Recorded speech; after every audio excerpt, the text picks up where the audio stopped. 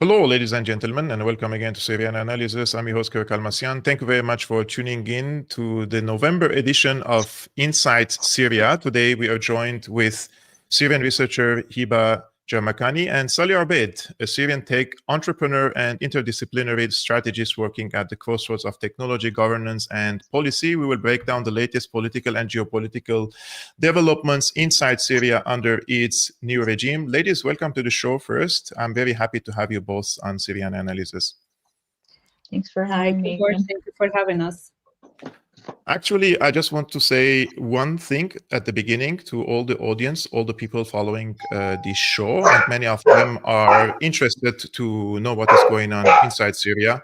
We are all Syrians. We agree on some things and we disagree on other things. And today, what matters for us is that we're going to have a dialogue. And I think this is very important in the new Syrian culture. Unfortunately, we are not listening to each other, and there are lots of obstacles for the people to accept different opinions. So at any point, guys, we will raise controversial issues. There is nothing off the table, and we will have different opinions. However, we will have them in a civilized manner.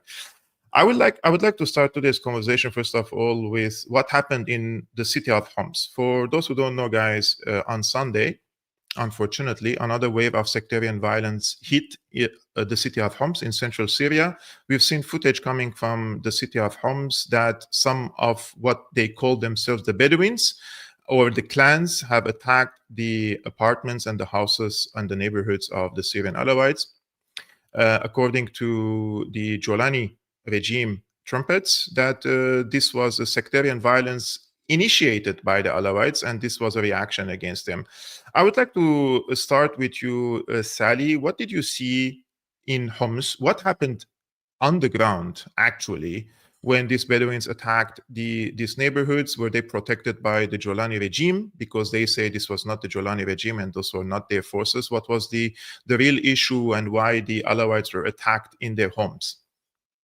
It was actually a staged one, because basically what they said is the reason for that, it was based on their story or narrative. There were two people, a man and a woman, who've been killed, and they've drawn with their own blood on the bathroom walls, saying that Ali and some religious like that Alawati and Shias use Aliyah Hussein, whatever, and with the blood of the victims, which wasn't an actual one, because researchers and all of the social media people, they've figured out that it's like an old footage for a video that goes back to, I think, 1 year or something, with the same people they've talked about before. I think some of the activists who they are pro-Jolanis have posted about before.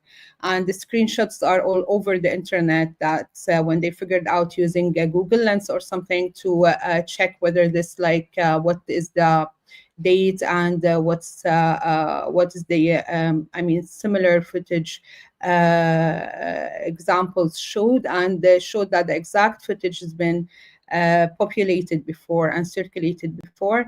And it's kind of like a made up story, and because they've always wanted a reason to justify the violence, to justify the all of their abuses against the minorities. Every time there is a story to tell before they started their incursions against the people. And same thing happened in I believe in May, when they have circulated a voice note claiming that there is a Durzi young man. Sometimes they say there's a Durzi sheikh, or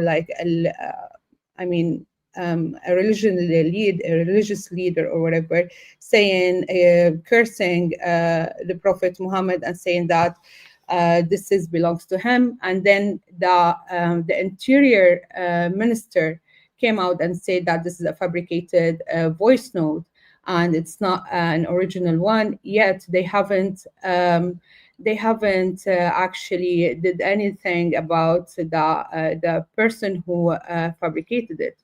And we've got in result around 120 victims from the Durzis in Jaramana, Sahnaya, and multiple other areas. And then the same thing happened when they entered the Syrian coastal area, and they started their massacres, saying that okay, a group of armed people, maybe they belong to the previous regime or they don't, and they trapped 20 people or 20 individuals from the general security in a school or wherever, and then all of the approximately some resources say 30,000 victims happened because of that. So basically, we've seen the same pattern happening. Nothing has changed. No one is protected, but they just like justifications, and they're just like a story and lies they're saying. So they kill more of the minorities because that what they came for. That what I truly believe, actually. Now we see that this violence, let's say, this is, in my opinion, systematic violence against the Syria's religious and ethnic minorities. Hibbah, your city, also Sweda, has seen similar outrageous violence against the people and those who said they were asked at gunpoint, are you a Muslim or are you a Druze? And if you say Druze, you get killed, executed at gunpoint. And this is happening in different places in Syria. Now, we always talk about the legitimacy of any government. Of course, the international bodies need certain recognitions, elections, that this government has to be legitimate, right? But on the ground, inside Syria, I think the most important thing is the people's legitimacy, what the people give legitimacy to the government. And now we can see clearly that at least the Syrian Kurds, the Syrian Druze, the Syrian Alawites, and the Syrian Christians are increasingly becoming together against this type of Takfiri regime. But is this alliance of minorities enough to shake the pillars of this Takfiri regime in Syria? Shouldn't also the silent majority, let's say, in the country also join efforts to at least destabilize the legitimacy that the Jolani regime claims to have? Hibbah. And I think it's vital that the silent majority also has to come together with the minorities, because as we've seen Israel and America do throughout history, they tend to take the precarious position of minorities and try to turn them against the majority and create further division to further destabilize the country and achieve their aims. I mean, Israel, they, as a matter of policy, their reverse doctrine of periphery, where they are supporting now Arab actors within the Middle East to further divide the country and achieve their aims. So for the minorities to be struck out on their own, as they have been in recent days, I don't think that will be enough. It has to be a systemic change. Just like you were saying, we have Tekfiris installed in a systemic way in our country. We're going to need the silent majority and the minorities to join together, and also to rebuild some of that trust that's been lost. Because can that trust be rebuilt? That's the question. After all these massacres in the country. Well, I think right now, when you have an extremist in power, the extremism speaks very loudly, and it's the only voice that is heard. But I do think that there are secular Sunnis in the country and others that are against what's happening, but are afraid to speak out. And in addition to that, you know, we're talking about a very extremist government that has created no repercussions thus far for any transgressions. I mean, you were talking about, Sally, you were talking about the fabricated video of the sheikh, and Voice in, notes. yeah, and now also we're seeing in Homs, you know, they created all these fabrications, but you can see the same videos that were in Sweda, that were in the coastal areas of the de facto authorities with their insignia on their clothing right next to these tribes, firing at people, burning homes, looting homes. It's the same playbook that it's been all across the state. So to have any sort of stabilization, we need the silent majority and the minorities. Otherwise, I think we'll end up with what Israel is trying to do, which is a loose federation of territories that's really just their excuse to create that connection between Israel and their greater Israel plan that they've just long been discussing. That might not take the shape of physical territory, but can through these different pockets of power. But Sally, the regime started courts and legal prosecutions in Aleppo, and they are bringing some of the perpetrators who were seen in these videos killing people, and they claimed that those are made on AI, and those were not them killing the people. Yeah, and the judge were so so forgiving. He just kept on saying that, oh, so you didn't do that, and then he replies, no, so that's not you in the video, no, that's not me. And then again they will keep on telling him that, also he was saying at some point that, so do you believe that someone who is gonna record himself when he's doing his crime? Oh no, that's, yeah, you have a point. Oh, really? So who is that in the video? He said, no, this is AI. I mean, yes, there are people who they are filming and recording themselves when they are killing people, because this is ISIS methods, and they've done it in Iraq to terrify the civilians, to show them that whether like psychological, physical, mental, everything, that you have no choice. We either gonna be, this is your you end up like that, or you have to submit. And yes, they are filming themselves, and that happened in everywhere, and it's all documented, and it's only, yeah, and it's also it's taken into consideration and verified by the humanitarian committees. We're not, I mean, that's not something to be discussed. And then where is your technical proof? Where is the AI experts who they verify that this is an AI? There's like many tools or many ways to verify. And then at the end, he said that he's got and he's been injured before, and he has like an issue with his brain. And when he confessed before in front of the defense court, I believe, before they end up with the end court or the higher court, he said that, or maybe the prosecution before, he said that, oh, okay, I have a mental issue because I've been like, I had a previous, I don't know, an injury in my head, and then I can't remember, or I say something without meaning, or I don't intentionally say them. Okay, where's the medical report? I don't know, like seriously, that's so, I mean, hilarious. And we have That, video even footage of them. even the French media have made fun of that. Yes. There's a lot of people made fun of that. Go, Hibbah. I was just going to add that we even have video footage of them telling each other to not record their crimes anymore because of the amount of outrage that was happening on social media, with the plentiful videos that we have of them conducting their massacres and proudly taking videos of it. And yeah, and there is like, I remember that there is a TV anchor, or it's a journalist, were saying that, when are we going to stop taking videos while we are executing on people? A Syrian national TV, that was on a Syrian national TV, on الإخبارية السورية.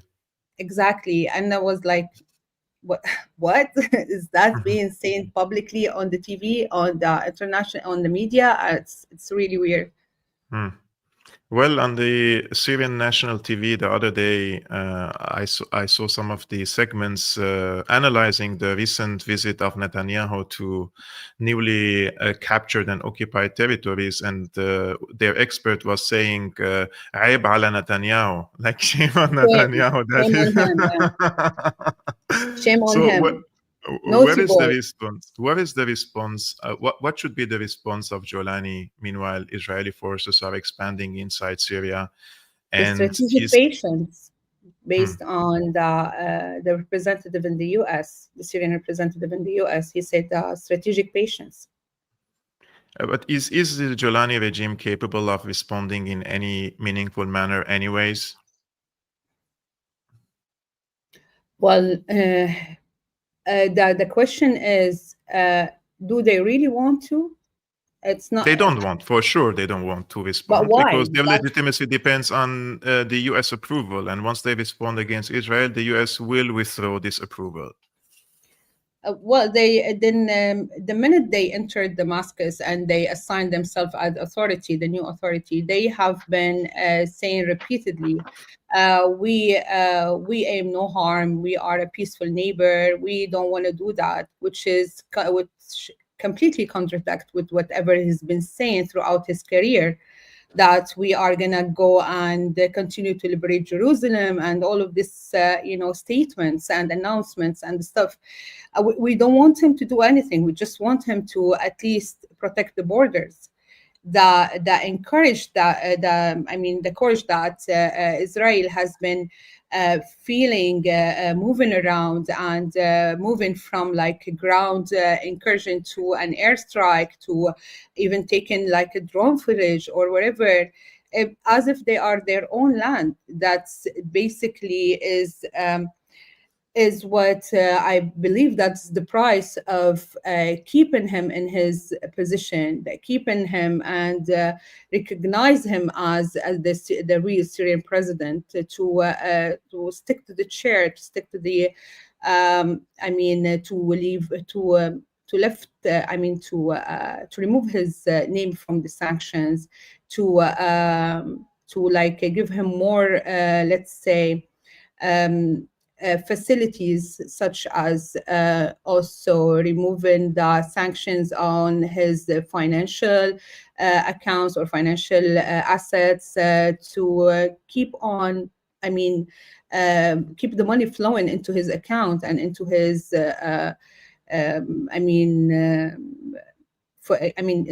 whatever is anything against what is claim to see, like he wants like a prosperity for Syria. He wants to make people like live in a better life, liberating, which everything is against liberating.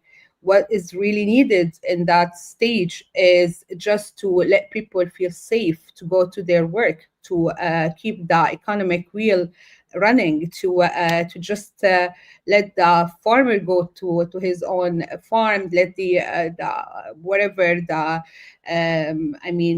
employees go to their work without feeling like threats for their life.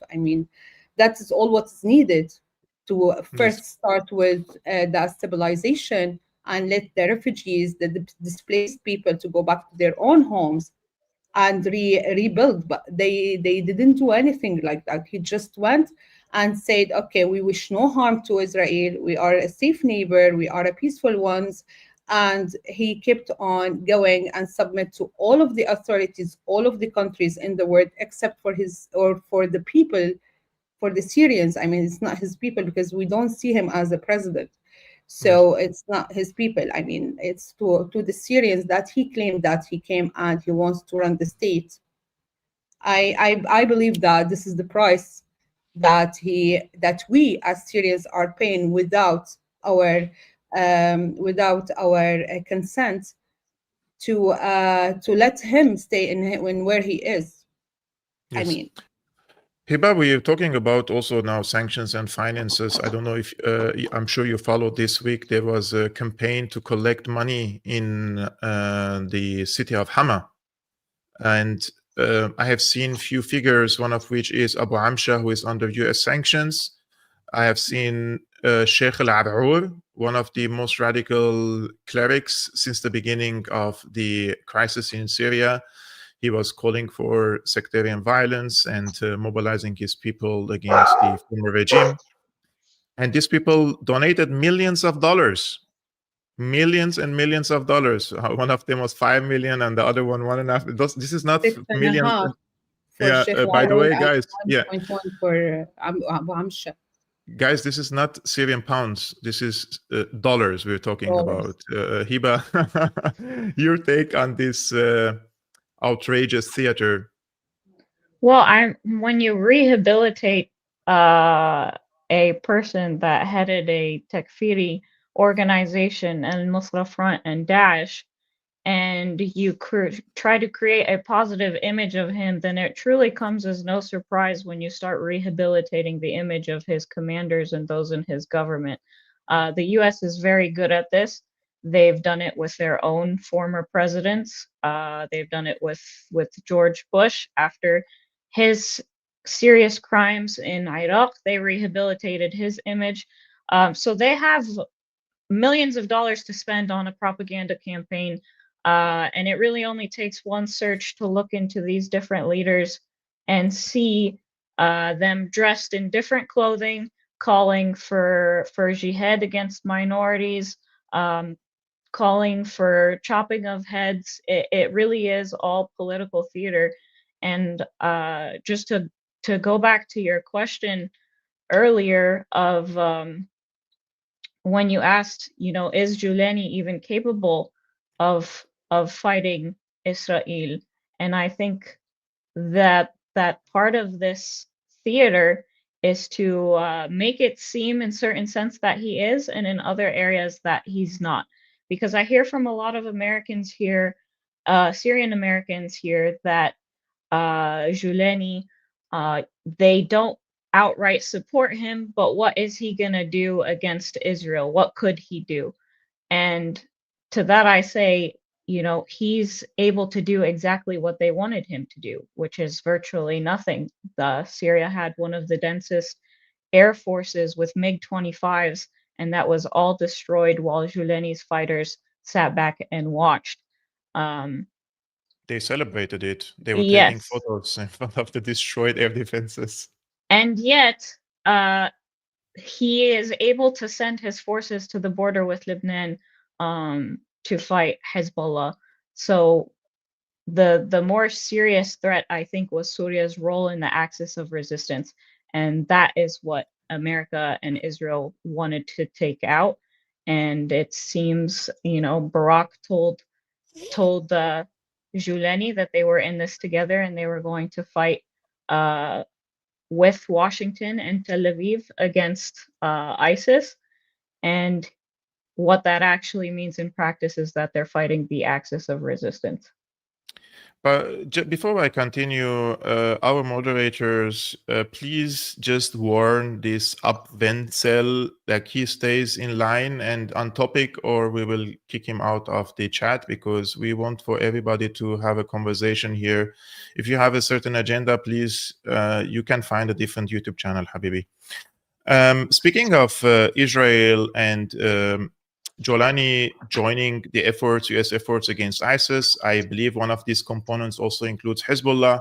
But now that Israel is expanding inside the country, they are also presenting themselves as savior of the minorities, an increasing number of the minorities we see inside the country at gunpoint say we don't have a problem with Israel if they want to protect us nowadays. And I'm not saying I like that at all, because I believe that Israel played a really destabilizing force in the country. But I would like to hear both of you, your thoughts about Israel's defense of Syria's minorities, and what does that mean for the future of Syria?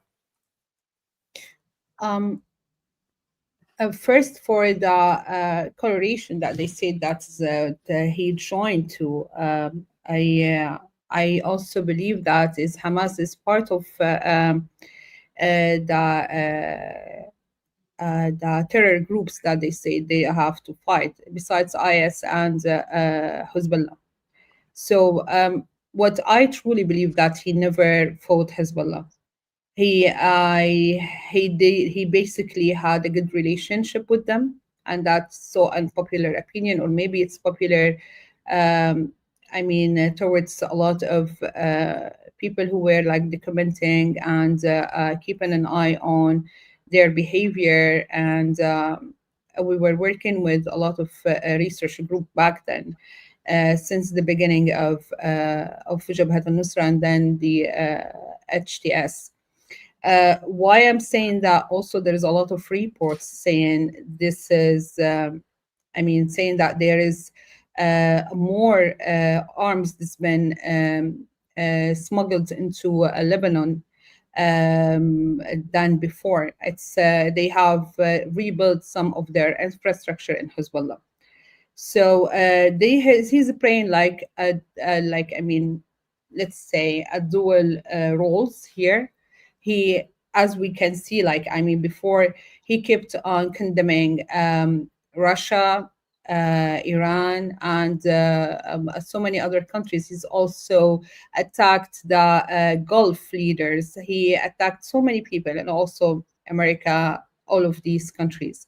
Now he's shaking hand with them.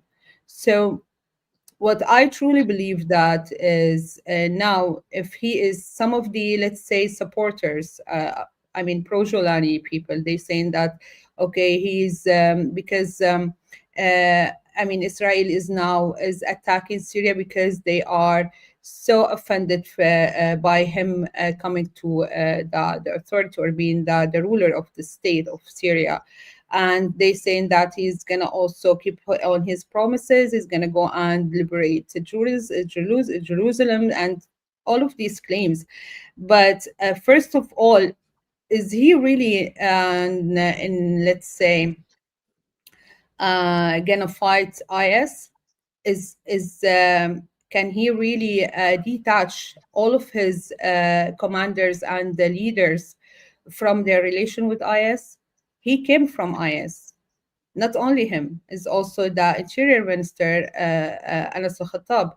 Until 2014, they were part of IS. And then actually, Anas al-Khattab, he started with them in Iraq in 2007, I believe. And his name, Abu Ahmed Hudud, is because he was on the borders between Syria and Iraq, and he was managing and facilitating the jihadis who they are coming from Syria to Iraq. So do they really, they don't have a real connection still with them? No, because they still have, and we've seen that in so many incidents. There's I remember that the doctor, his surname is Hamadi, but I don't remember his first name. He was also with Muaz Muharib on a live, and he said that we see them, we know them, we can recognize them. They've been IS groups, and now they are part of the general security. And that's the first evidence. And second evidence, I remember that also two of, or I remember one or two, I remember that they are the emirs they are emir in IS, and they've been spotted with the general security in the attacks on Suwaida. And that is from Mawali tribe in Hama, and yeah, he was there with other IS uniform dressed individuals, and so many other proofs that they, and also the latest one that Charles Lister, Charles Lister has posted about, and also lots of outrages saying that he was with the mayor of Damascus, or urban Damascus. So what we are talking about right now, I mean, even Hamas, there are some leaders who's been like rotating between HTS and Hamas. I mean, who they I'm are not really surprised, to be honest with you, about Hamas. I've been very critical of Hamas for a long time, especially after 2012, when they decided to become and continue with the Muslim Brotherhood approach in the region, instead of being a player with other players who were countering Israel. And since we're speaking about Israel, Hibbah, I noticed the phenomenon nowadays Last time we spoke on this channel, someone added me he's from Sweden. He also lives in Germany. And I saw in his bio, he says, I'm an ex-Syrian. And he praises Israel for protecting the Jews in Sweden. Today, I watched a video of someone I know personally. I was in his home. I had a lunch with him here also in Germany. His brother was in the Syrian army. His brother has been decapitated by the Jolani terrorists. And today he had an Israeli flag on his background, and he is calling for Israel to protect the minorities in Syria. How do you feel about this increasing number of Syrians calling for Israel to intervene?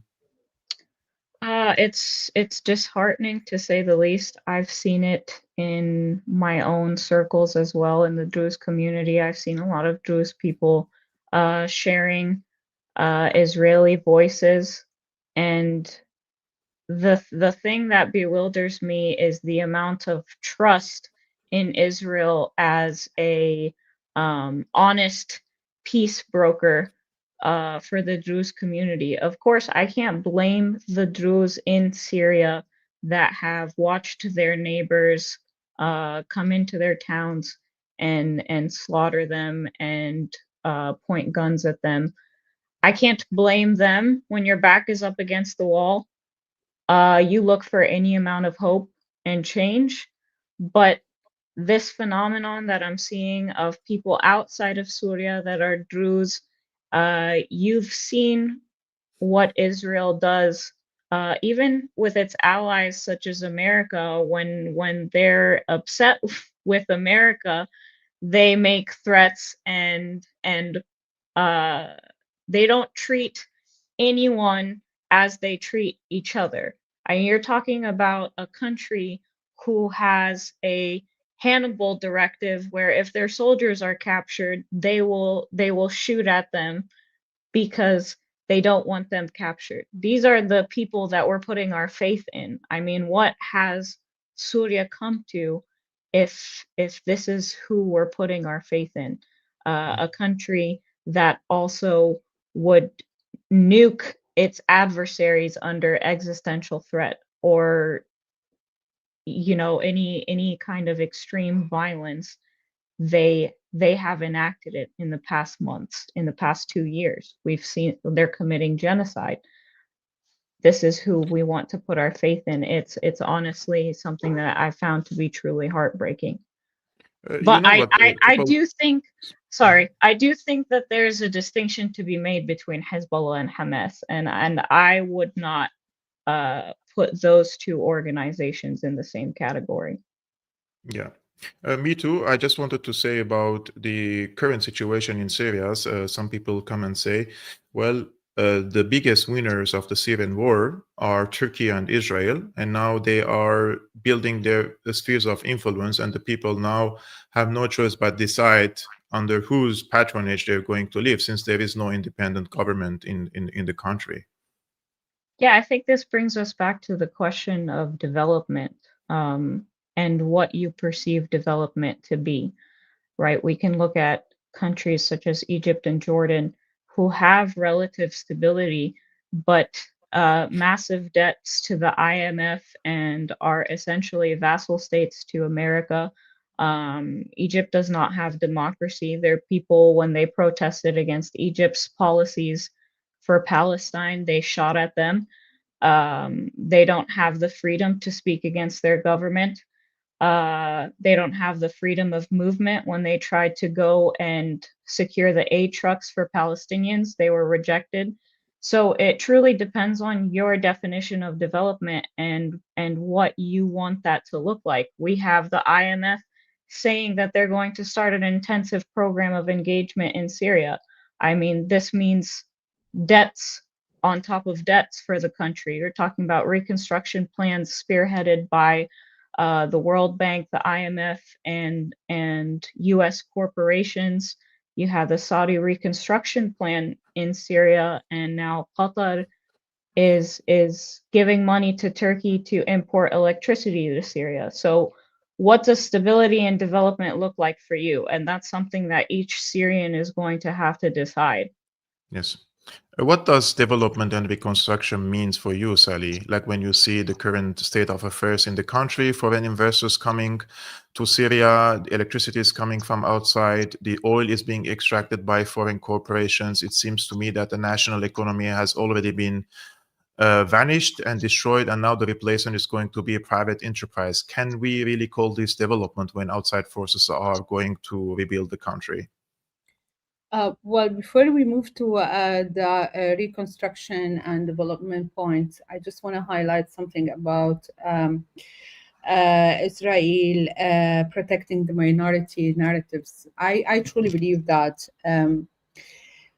that this narrative only happens with the an absence of the real protectors, which is the rulers or the de facto rulers of the country, that they are filling the void of protection. Because today, if they are if you are the judge who is supposed to be judging you or telling who is the victim and who is the criminals, is the same as the criminal. Like, it's, you cannot be the one who convicted, the one who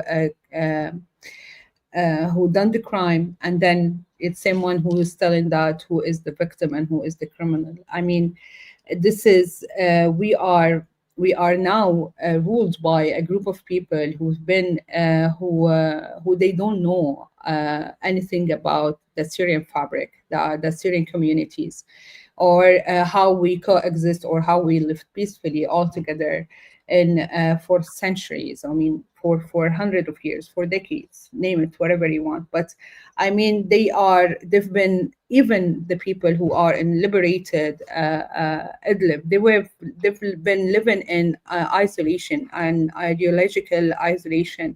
They know nothing about the minorities, because the minorities also has been there silenced or killed or whatever, or been forced to convert to Islam, or all of this kind of things.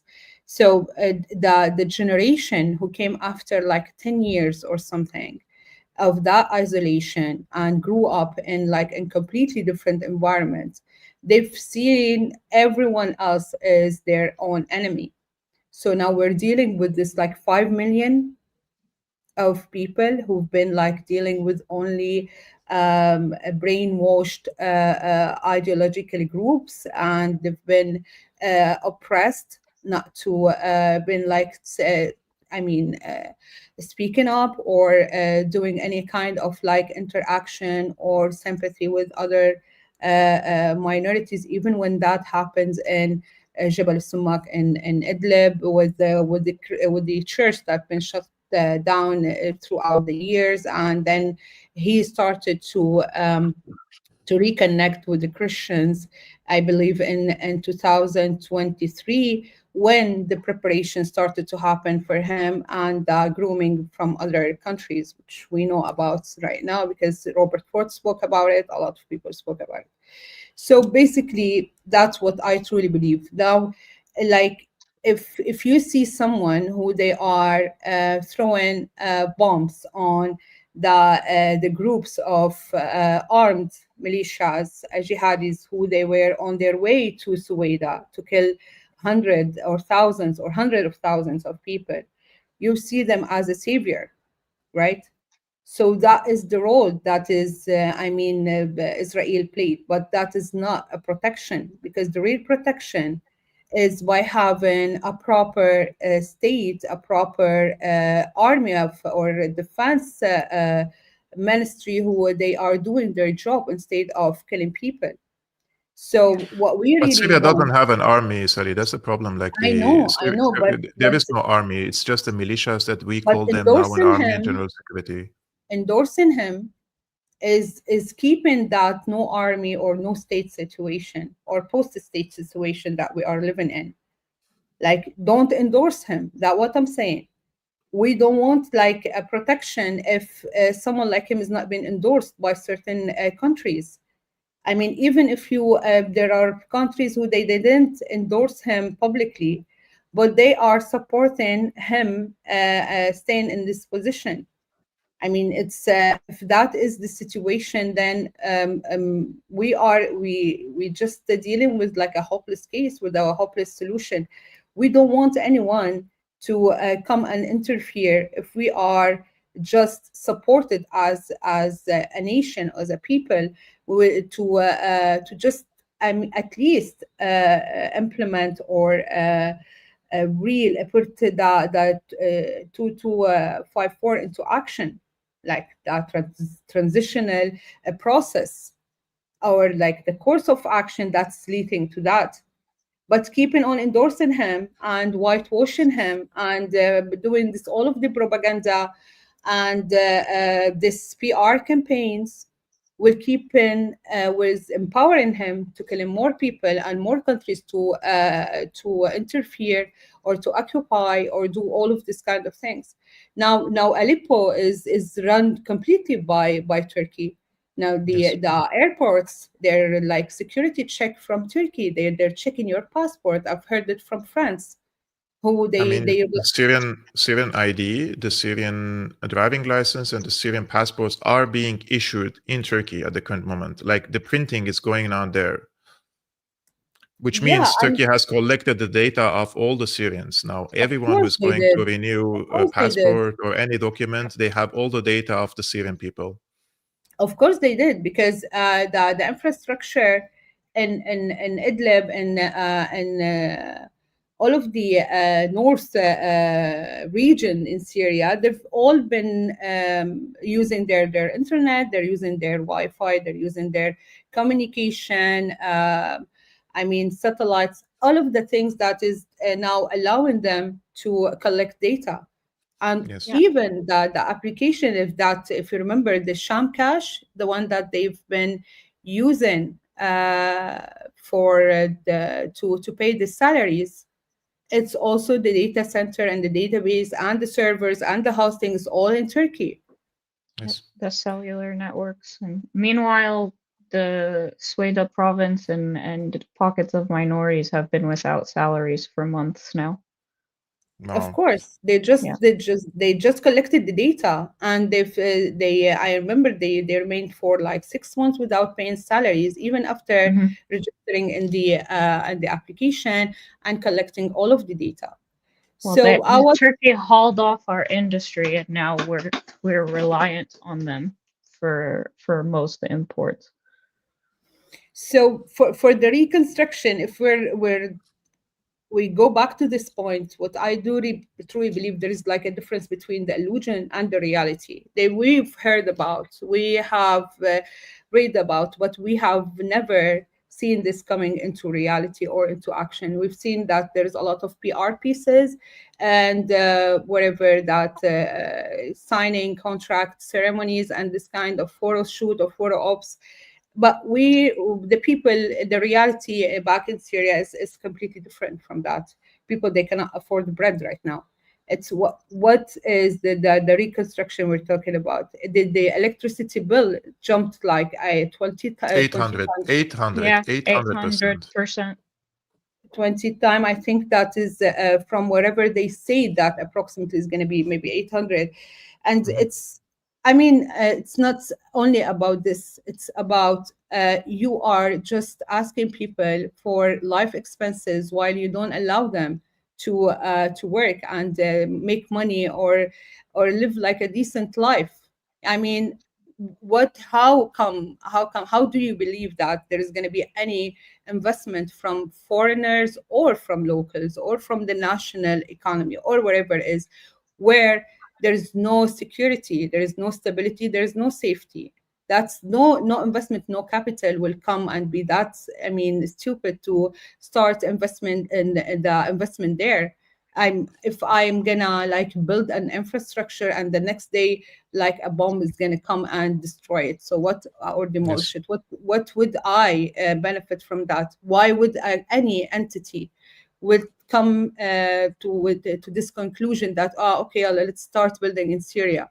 Why they've seen that, like, even if they are denying it for like a humanitarian or political reasons, that is okay, the stability or safety. We've seen we've seen in America what happened with the TPS people when they came to the court, and the same people who were saying that Syria is becoming better now and Syria is flourishing, whatever, they've used our own documentation of the violation and of the violence and the abuses and the crimes and the massacres and all of this kind of actions to verify why they should not send them back to Syria. And they Yes. asked for extension that you know about, I think, Hibbah, this is what Yeah. happened in 6,100 Syrian in America. So what Yeah. I truly believe that the reconstruction is not going to happen because even the SWIFT is not working. The banks is out of the network and there is no infrastructure, no electricity. If there's electricity, is going to be nothing to be afforded by no one. I mean, even the businesses, they cannot afford that. So such a thing. If you want to run a firm of whatever it is, and you're going to have like 30, 40 people using their machines, using their phones, using this stuff, how would you afford that? Then you're going to come like with a break even with whatever you're making of money. And That's not reconstruction. The temporary protective status that you mentioned was meant to be repealed, terminate the 21st, and then a New York judge stayed the order, and now the Department of Homeland Security is trying to repeal the order. But have you read the legal memo? What their claims? Yeah, they're using the same excuses that they denied before. Exactly.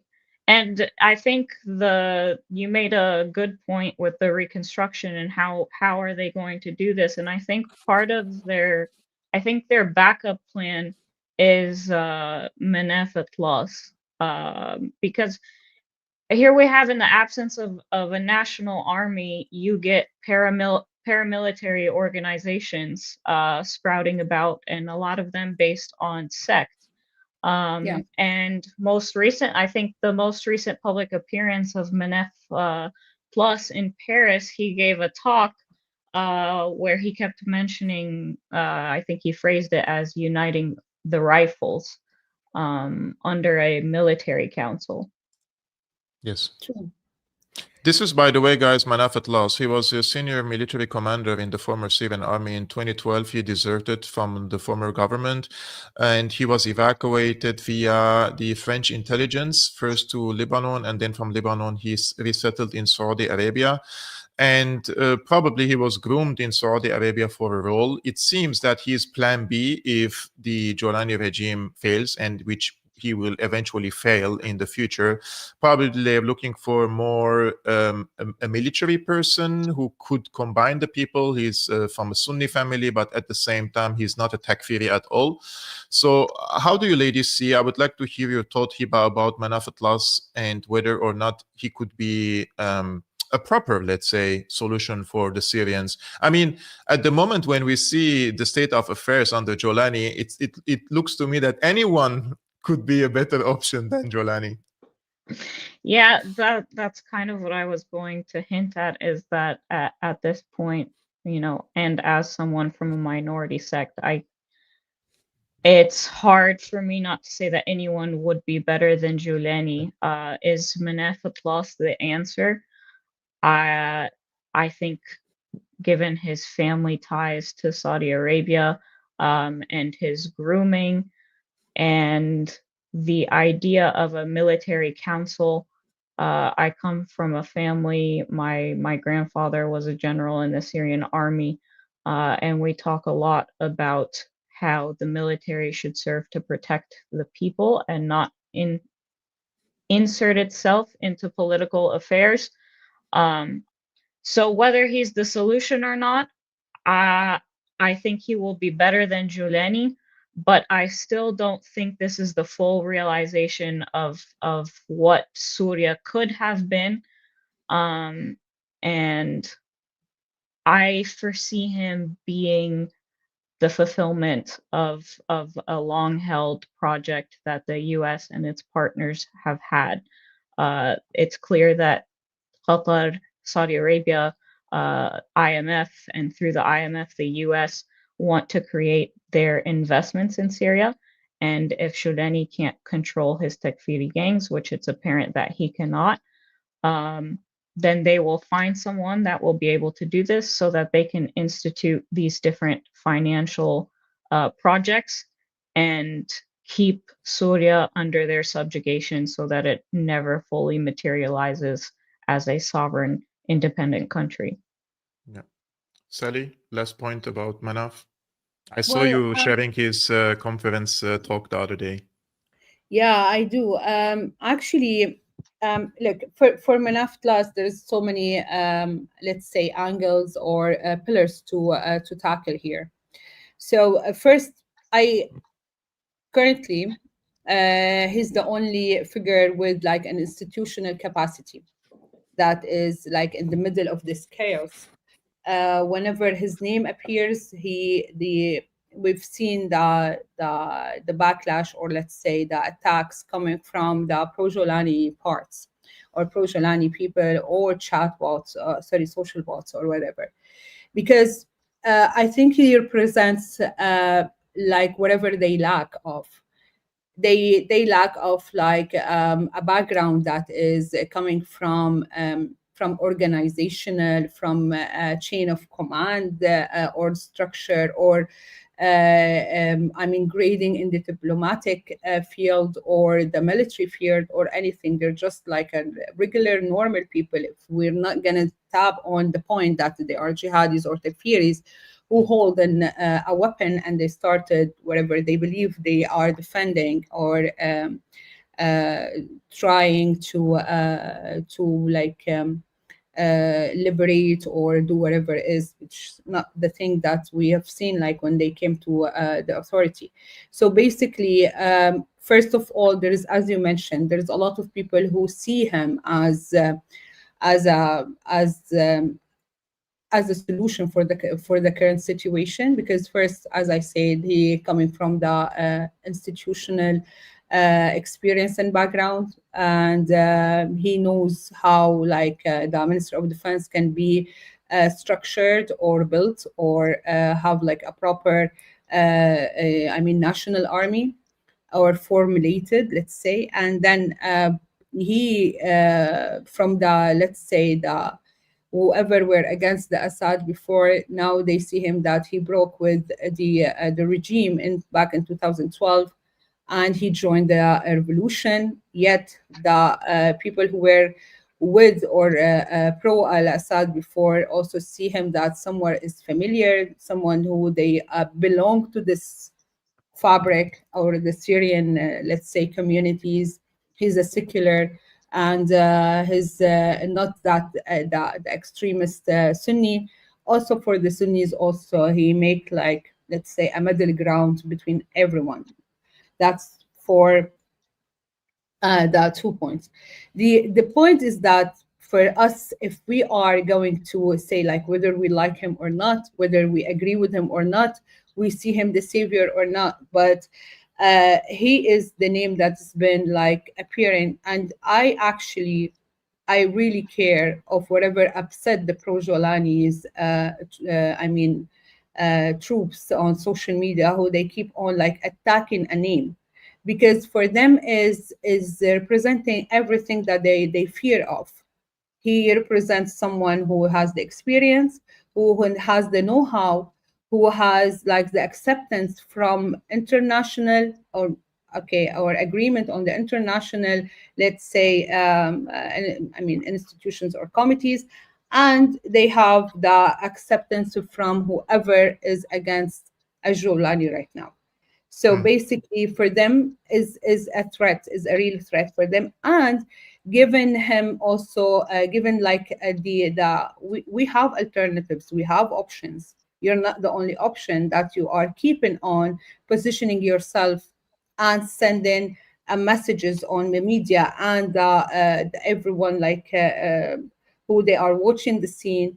That's he is the only one who can control the let's say the jihadis or the uncontrollable militia, which, as Hibbah said, you apparently don't. You cannot. You are not controlling them, because you don't have you either don't have the ability, or you are intentionally leaving them on the loose, killing everyone, and then you are just someone who came with the agenda to kill people. So in both cases, you are rejected from people, Yes. and you don't have the I mean, you don't have the whatever it takes to lead such a very diverse country with a very diverse backgrounds. We don't have like one type of Sunni. We say we always have many Sunnis.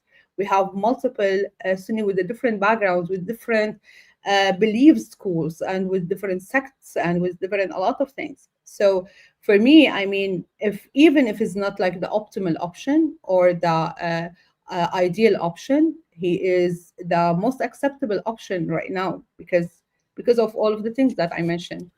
Yes, and from what is presented now and what is available, as you said, he's definitely the better option than Jolani. And since you also mentioned that many people were also on the side of the Assad government in the past, and they are accepting nowadays Manaf, although he deserted. This also proves the point that the people, especially in the minorities who supported Assad in the past, they don't mind someone Sunni to come to power. They want someone who is moderate, and he could present equal rights and opportunities for everyone. And I think every same person hopes and wishes for Syria to go back to normality, which means that people are not being killed in the street at gunpoint and after the question, are you Muslim, are you Druze, are you Muslim, are you an Alawite, and all these questions that including my ancestors have witnessed during the Armenian genocide. We truly want for the Syrian people, regardless of their ethnic and religious background,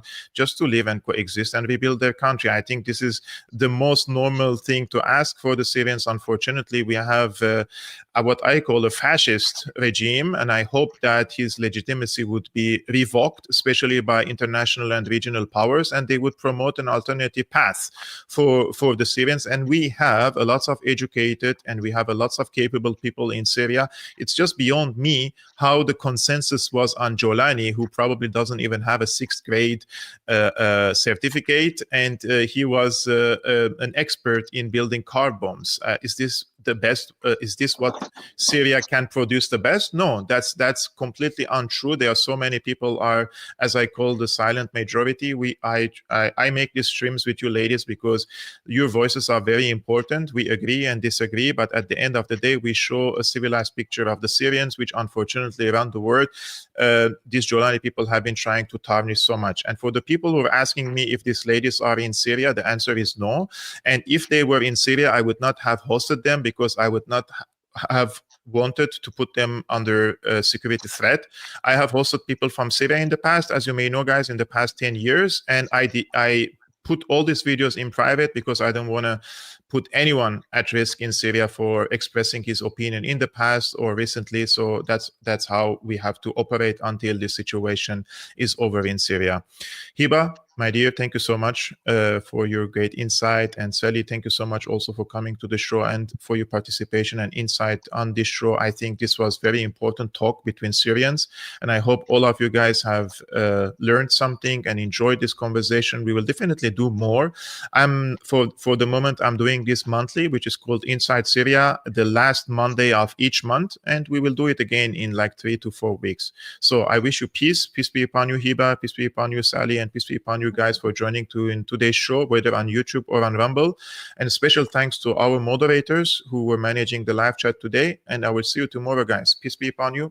Salam. Salam. Bye bye.